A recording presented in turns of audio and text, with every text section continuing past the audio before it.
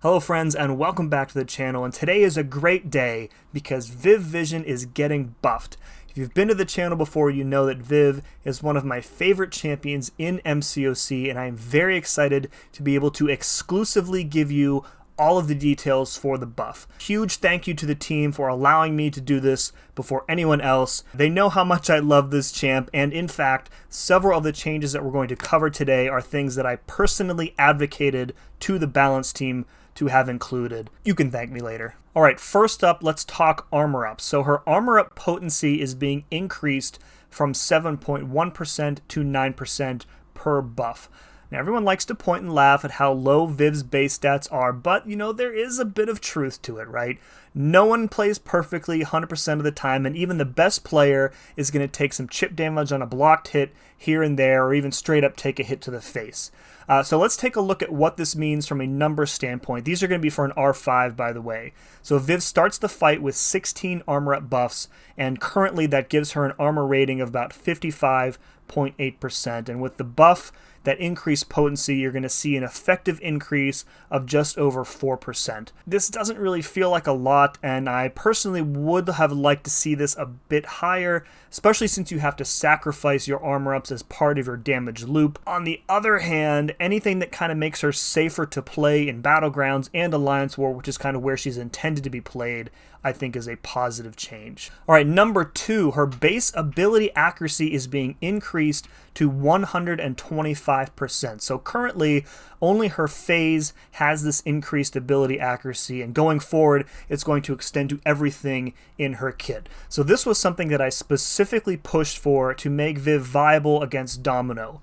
Everybody knows how much I love Domino, so right now Domino can't crit fail Viv's phase, but she can cause the armor up conversion on the SP2 to fail, and she can also crit fail the energy vulnerabilities on the special 1. So going forward, Viv will not take any crit fail damage, which makes her a very good option for Domino. It also still keeps her vulnerable to things like Magneto or effects like Disorient. One thing I want to note about this change is that since it's an increase to her base ability accuracy, it's also going to affect her as a defender. So if you fight her on any node where there is a chance of something happening, that chance of something happening is going to be multiplied by 1.25. So for example, a node like Hazard Shift, which has I think a 40% chance to trigger a debuff when you hit the defender, with Viv you now have that chance increased to 50%. So just something to be aware of in the future. Number 3 is that Viv is now going to be stun immune while phased. So this was done specifically because the AI these days really fast. It's fast enough to react to your phase if you aren't immediately attacking from it, especially if you're someone who likes to let the defender hit into your phase twice before countering. And what ends up happening is this. And again, in the modes that she's designed for, removing the threat of being parried from a phase is a big win. Number 4, the number of armor up buffs that are converted for each successful tap during the special 2 is being increased from 3 to 4. So Viv's solar energy caps out at 15, and right now, in most high-paced fights, you really have to consistently hit 4 of the 5 slow motion prompts in order to reach that max solar energy, and that's going to allow you to chain your SP1s at the end of the rotation. So going forward, you'll likely only need to hit 3 of those 5 prompts. So this should make her feel easier to play for players who are just kind of getting started with her, because it does take some time to consistently nail all 5 of those slow-mo prompts in every fight. So yeah, she is going to be a bit easier to pick up and play. However, for those of us who are already quite skilled with her, we now come to number 5, which I think is the single most important change in her rebalance.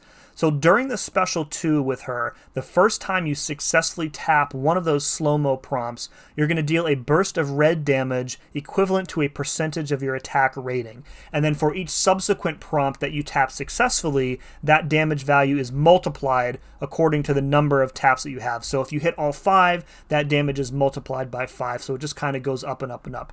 So right now, that initial burst is 22.8% of your attack rating and and going forward, it's going to be increased to 50. So again, let's take a look at the numbers, kind of how this looks from a practical standpoint. So this first column here, these are values that I took from my rank 5 on the live server, and you can see that if I get all 5 prompts, it's a total of about 12,000 damage. And that's just the red damage, by the way. This doesn't account for the damage from the hits in the Special 2 itself.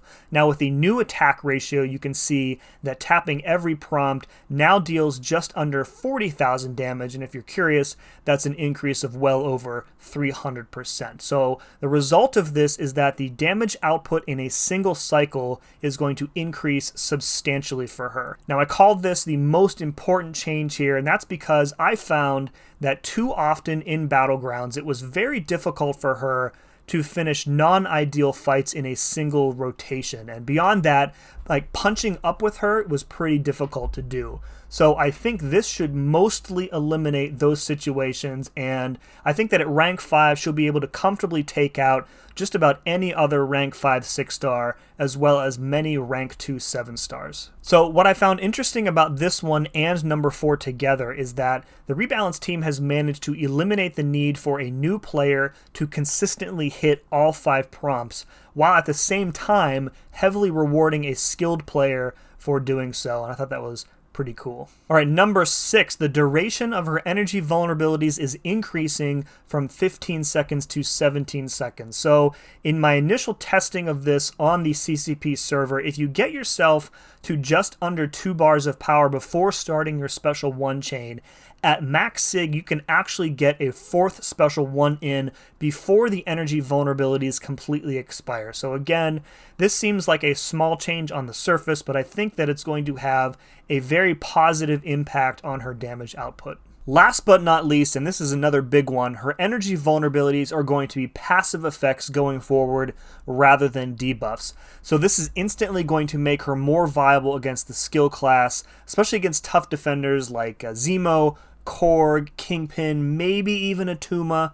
In Battlegrounds and in War, the defender heals from willpower during the Special 1 chain because of those energy vulnerabilities, unless you've heal blocked them first, of course. So this should take care of that situation completely. It's also going to make her better for nodes like Tenacity, Masochism, Rapid Metabolism.